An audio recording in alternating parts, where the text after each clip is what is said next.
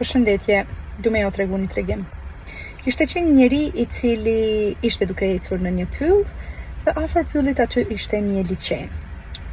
Dhe derisa po ecte afër liçenit, ai e pa një qen që po mbytej në ujë.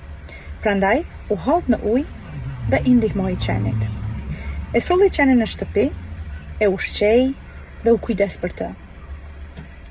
Vitet shkuan dhe një ditë prej ditësh, në mesin e natës, qeni filloi që të lehte me aq shumë forcë, sa që njeriu u qua nga gjumi dhe shkoi për të parë se çfarë po ndodhte me qenin. Dhe në ato momente, tavani i shtëpisë ra mbi shtratin ku njeriu ishte duke fjetur.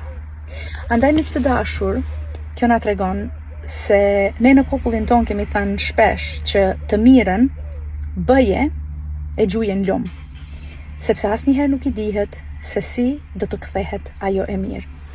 Prandaj, në çdo rast kur keni mundësi që të bëni mirë, mos u kurseni.